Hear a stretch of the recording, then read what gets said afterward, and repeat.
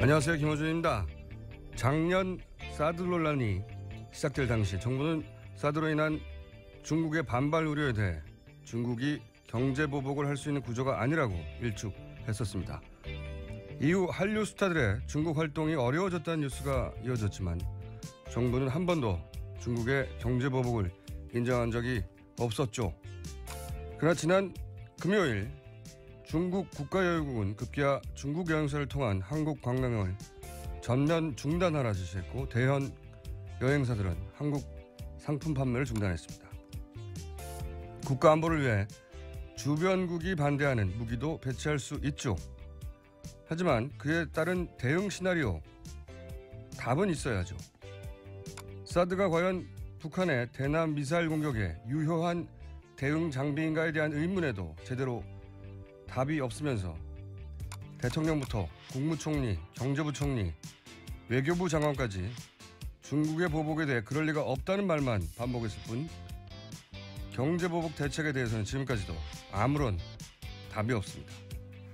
이 정부는 답이 없습니다. 김호준 생각이었습니다.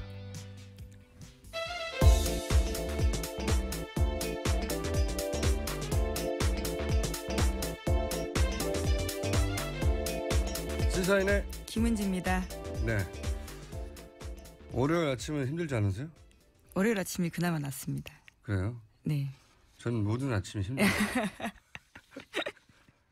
그중에서도 월요일과 목요일이 제일 힘들어요. 자, 첫 뉴스는 뭡니까? 네, 국정원이 헌법재판소의 동향 정보를 수집했다고 전직 국정원 고위 간부가 폭로했다라는 보도입니다. 지목된 사람은 사법부 정보 수집을 담당했던 국정원 4급인데요. 올해 초부터 활동했다고 합니다.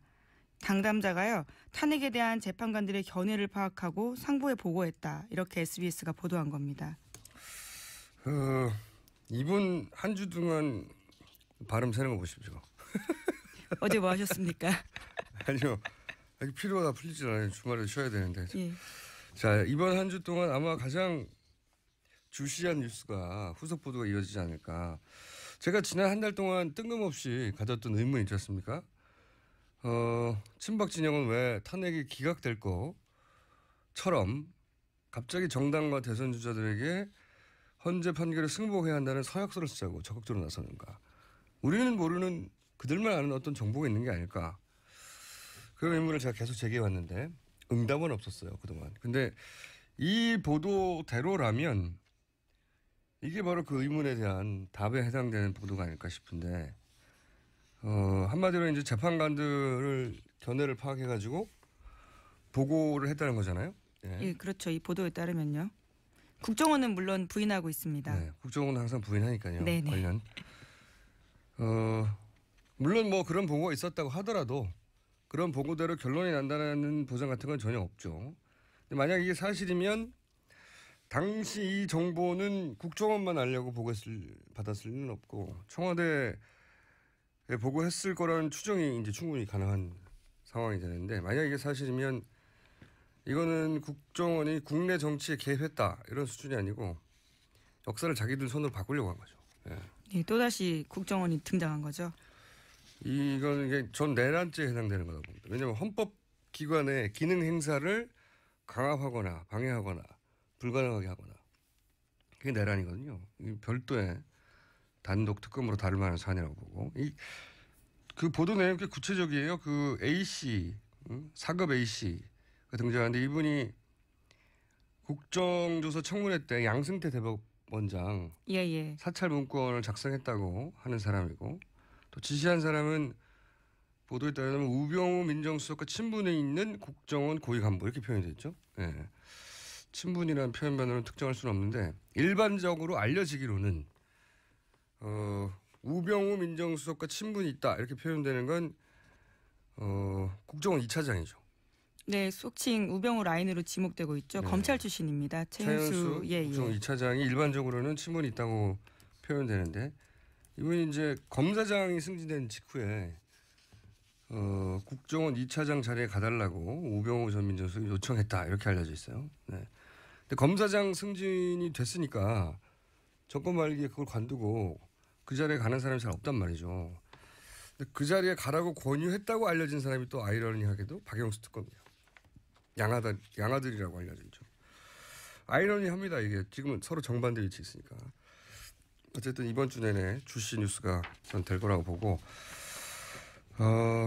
참 참고로 재판관들에게 권총을 찬 경호원을 배치했다고 했잖아요. 예, 밀착 경호하고 있습니다.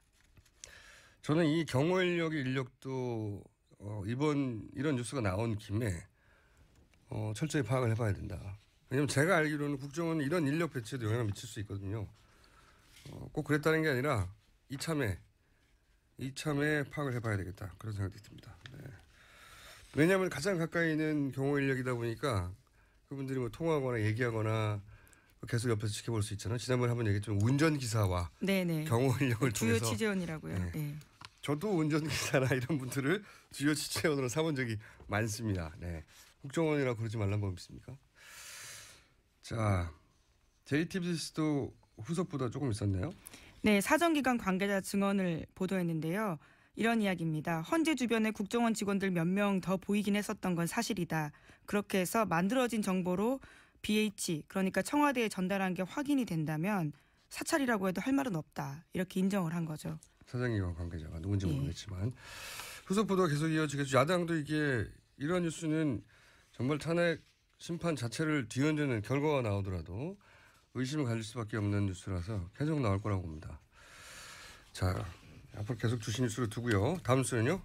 네, 오늘 아침 한국일보 보도인데요. 청와대 관계자가 지난해 10월 이후에도 관제대모 의혹을 받고 있는 친박단체 대표들과 수시로 연락했다라는 보도입니다. 10월이라면 이제 최순실 게이트가 시작된 이후에도 그렇죠. 네, 관제대모 의혹을 받는 친박 보수단체들 수시로 통화했다. 그 대상이 구체적으로 특정됐나요? 네, 그렇습니다. 허현준 청와대 행정관이요. 지난해 1월부터 올해 1월 초까지 주옥순 엄마부대 대표와 90차례 연락을 주고받았다고 하고요. 특히 4.16 총선, 지난해 총선 있죠.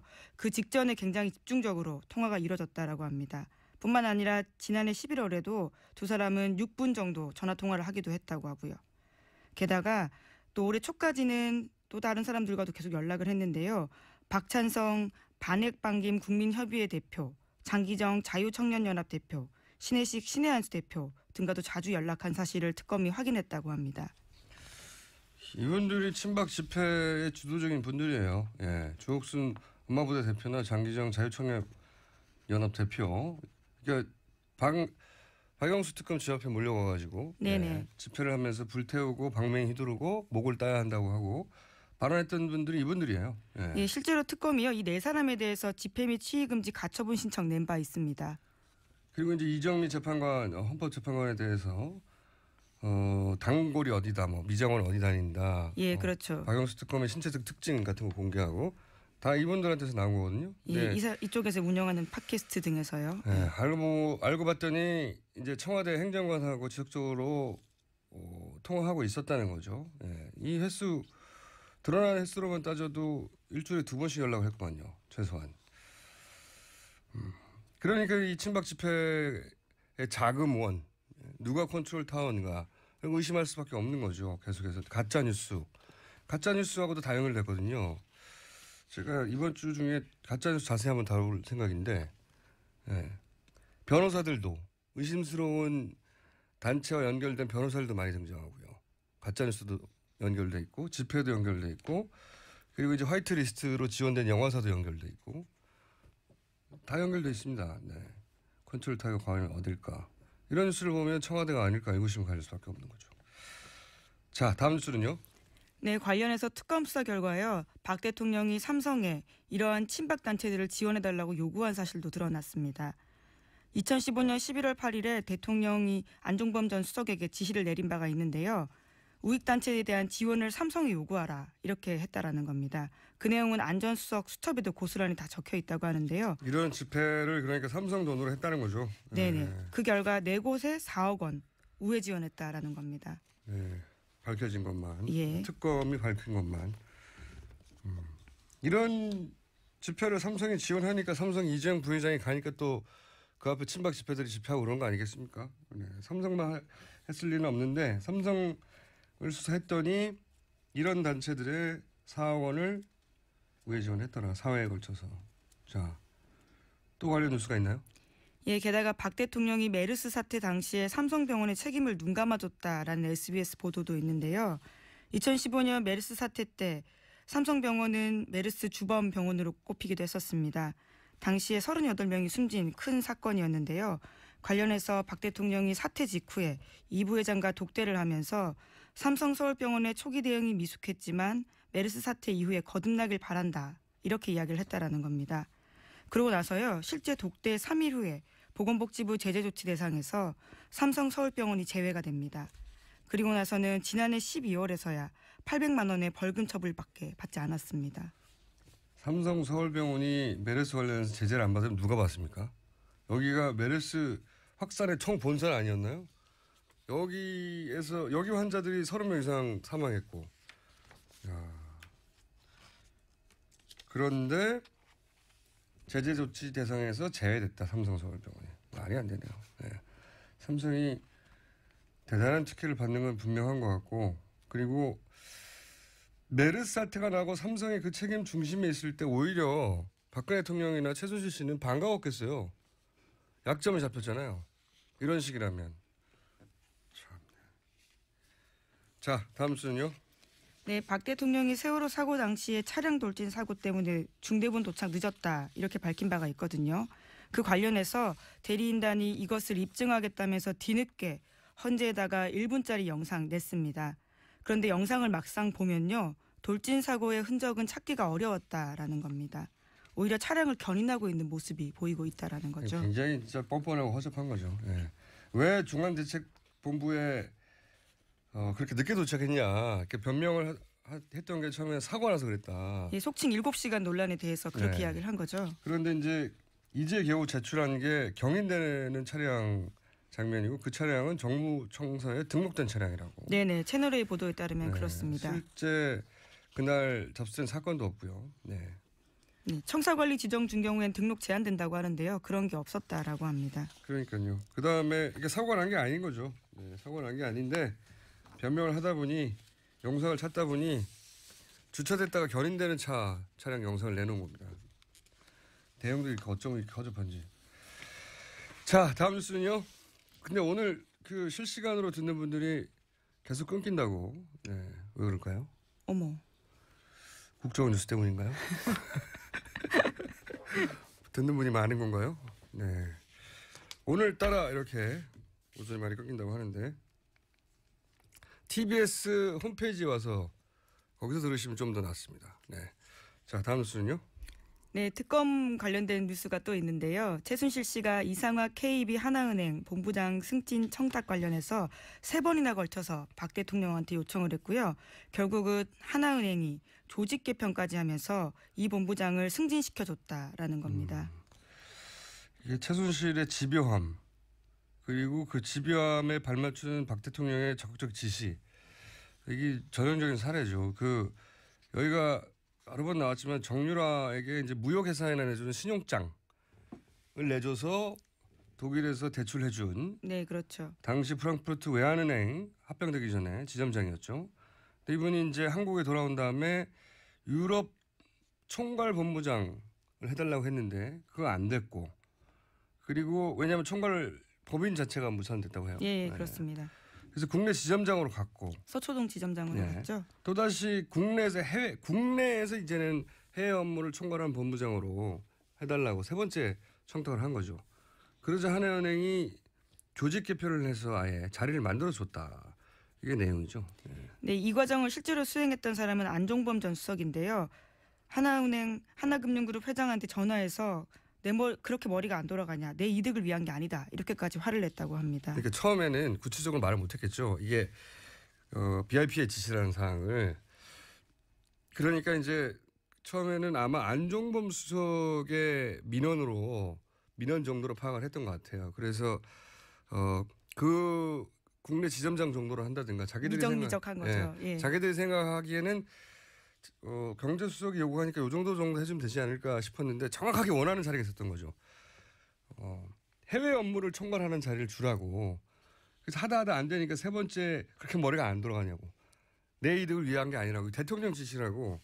이런 얘기를 한 거죠. 네, 그 이야기 듣고 10일 후에 본부장이 됩니다. 이상화 씨가요. 네, 자리를 만들어서. 예.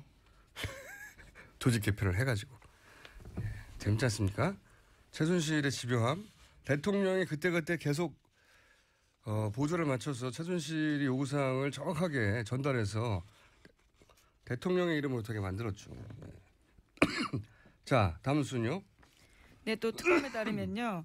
남궁건 전 이화여대 입학처장이 2014년 9월 달에 최경희 전 총장에게 정유라 씨의 지원 사실을 보고했다고 합니다. 그러자 최 전 총장은 그럼 정유라를 뽑으라라고 하면서도 다만 내게는 보고가 안 된 걸로 해달라 이렇게 이야기를 했다고 합니다. 이제까지 전혀 모른다고 했었는데요. 이런 이야기가 나오는 거죠. 그러니까 저는 이제 좀 전에 얘기한 그 최순실 집요함, 박 대통령의 적적 지시 그런 사례가 너무 많은데 오늘도 하나 나왔는데 이 이화여대 그 입시 부정 사건도 저는 다 밝혀진 게 결코 아니라고 보는 게 이화여대 총장이면 그 분야에서 이제 명예, 지위 다 얻었단 말이죠. 그렇죠? 뭐가 아쉬워서 돈 많은 강남의 아줌마 딸 하나 정도로밖에 박 대통령과의 관계가 없다면 그 딸 하나 때문에 이렇게까지 하겠습니까?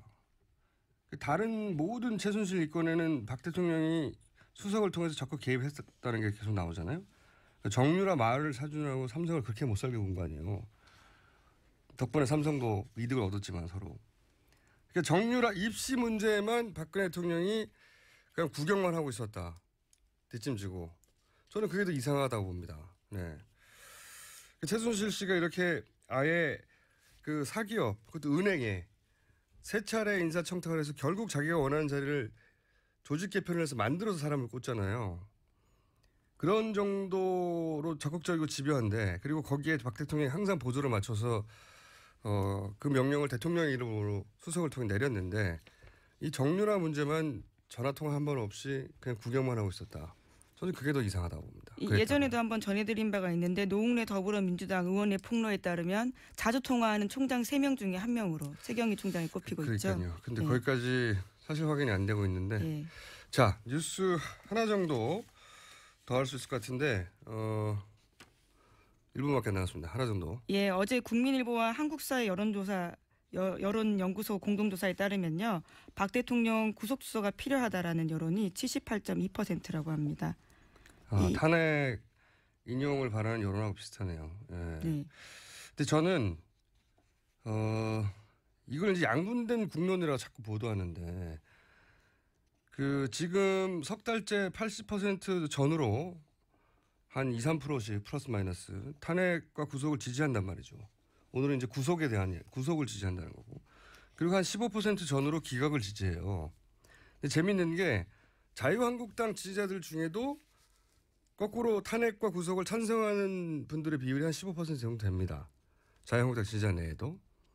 그렇지만 그렇다고 해서 양분된 자유한국당이라고 보도 안 하거든요. 그렇잖아요.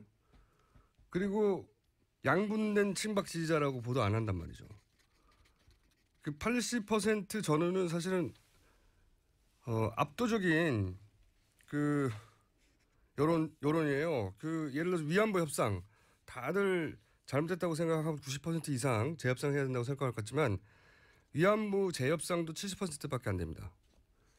지난 2월 달에 갤럽 조사였는데 그러니까 그런데 탄핵돼야 한다는 게 80%다. 단일 사안에 이런 여론조사 수치는 정말 드문 건데 이게 벌써 거의 석 달째 안 움직이고 있잖아요. 이게 국론이 양분된 게 아니란 말이죠. 전혀. 정말 드물게 국론이 거의 통일된 거예요. 이 사안은. 자꾸 양분된다고 보도하는 건 대단히 잘못된 보도라고 생각합니다. 자, 네, 해당 여론조사는 95% 신뢰 기준에 플러스 마이너스 3.1%포인트 유무선 전화 RDD 방식으로 이루어졌습니다. 네, 국민일보 한국사회 여론조사 연구소 공동조사였고요. 구속수사가 78.2% 필요하다는 거. 자, 오늘 여기까지 했고 끊김 현상은 이유는 모르겠습니다. 저희가 중요한 내용을 말할 때만 그랬었는데 오늘은 브리핑밖에 없었는데 국정원 관련 뉴스 때문인가요? 여기까지 하겠습니다. 시사인의 김은지였습니다. 감사합니다. 네. 한마디로 이제 재판관들을 견해를 파악해가지고 보고를 했다는 거잖아요. 네. 예, 그렇죠. 이 보도에 따르면요. 국정원은 물론 부인하고 있습니다. 네, 국정원은 항상 부인하니까요. 네네. 관련. 물론 뭐 그런 보고가 있었다고 하더라도 그런 보고대로 결론이 난다는 보장 같은 건 전혀 없죠. 근데 만약 이게 사실이면 당시 이 정보는 국정원만 알려고 받았을 리는 없고 청와대에 보고했을 거라는 추정이 이제 충분히 가능한 상황이 되는데 만약 이게 사실이면 이거는 국정원이 국내 정치에 개입했다 이런 수준이 아니고 역사를 자기들 손으로 바꾸려고 한 거죠. 예. 예, 또다시 국정원이 등장한 거죠. 이건 이게 전 내란죄에 해당되는 거라고 봅니다. 왜냐하면 헌법기관의 기능 행사를 강압하거나 방해하거나 불가능하게 하거나 그게 내란이거든요.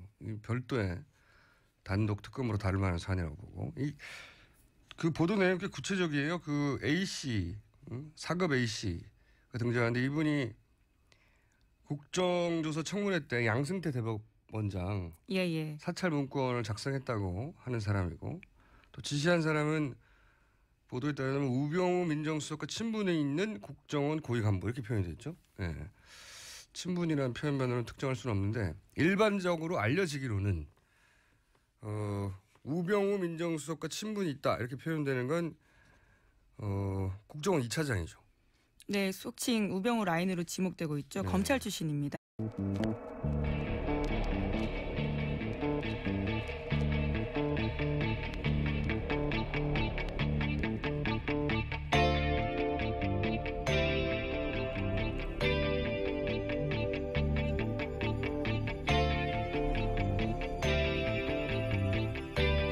안녕하세요. 김호준입니다.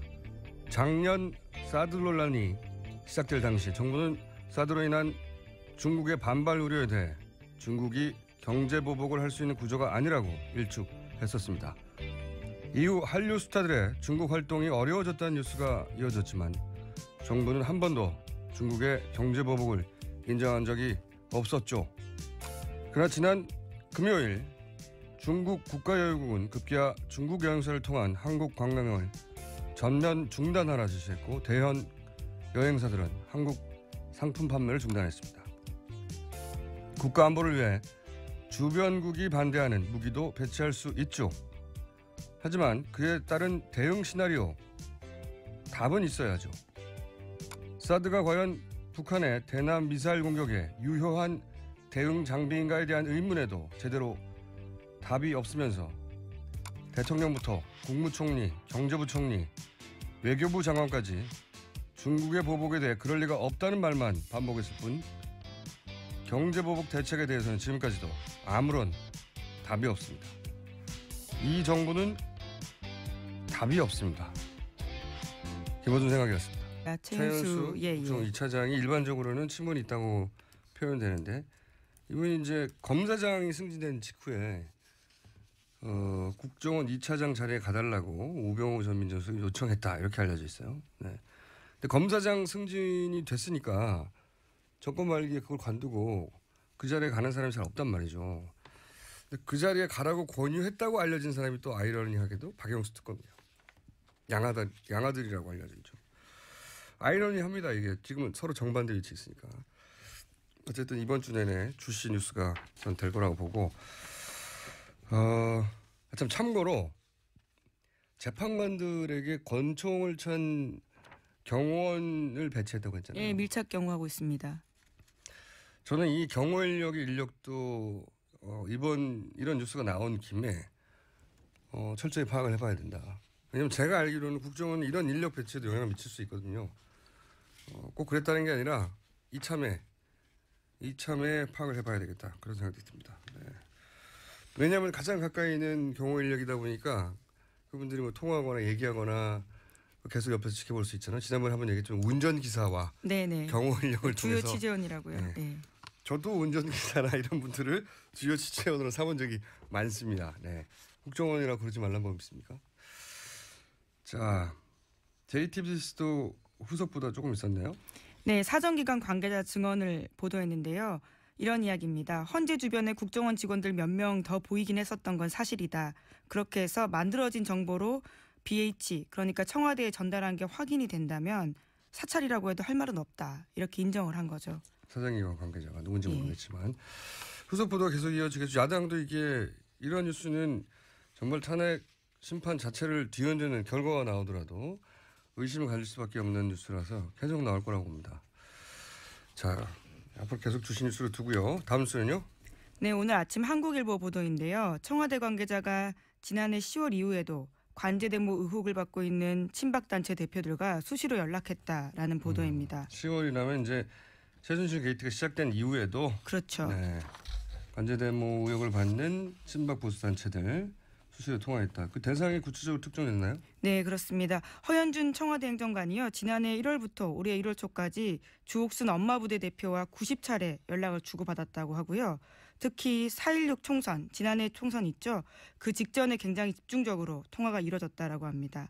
뿐만 아니라 지난해 11월에도 두 사람은 6분 정도 전화 통화를 하기도 했다고 하고요. 게다가 또 올해 초까지는 또 다른 사람들과도 계속 연락을 했는데요. 박찬성 반핵반김 국민협의회 대표, 장기정 자유청년연합 대표, 신혜식 신혜한수 대표 등과도 자주 연락한 사실을 특검이 확인했다고 합니다.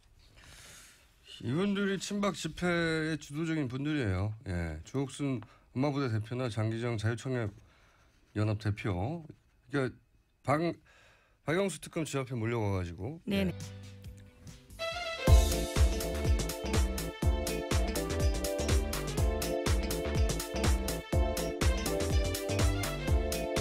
시사인의 김은지입니다. 네. 월요일 아침은 힘들지 않으세요? 월요일 아침이 그나마 낫습니다. 그래요? 네. 전 모든 아침이 힘들어요. 그중에서도 월요일과 목요일이 제일 힘들어요. 자, 첫 뉴스는 뭡니까? 네, 국정원이 헌법재판소의 동향 정보를 수집했다고 전직 국정원 고위 간부가 폭로했다라는 보도입니다. 지목된 사람은 사법부 정보 수집을 담당했던 국정원 4급인데요. 올해 초부터 활동했다고 합니다. 당담자가요. 탄핵에 대한 재판관들의 견해를 파악하고 상부에 보고했다. 이렇게 SBS가 보도한 겁니다. 이분 한 주 동안 발음 새는 거 보십시오. 어제 뭐 하셨습니까? 아니요. 피로가 풀리질 않아요. 주말에 쉬어야 되는데. 예. 자, 이번 한 주 동안 아마 가장 주시한 뉴스가 후속 보도가 이어지지 않을까. 제가 지난 한 달 동안 뜬금없이 가졌던 의문이 있지 않습니까? 친박 진영은 왜 탄핵이 기각될 것처럼 갑자기 정당과 대선 주자들에게 헌재 판결에 승복해야 한다는 서약서를 쓰자고 적극적으로 나서는가. 우리는 모르는 그들만 아는 어떤 정보가 있는 게 아닐까. 그런 의문을 제가 계속 제기해왔는데 응답은 없었어요. 그동안. 근데 이 보도대로라면 이게 바로 그 의문에 대한 답에 해당되는 보도가 아닐까 싶은데.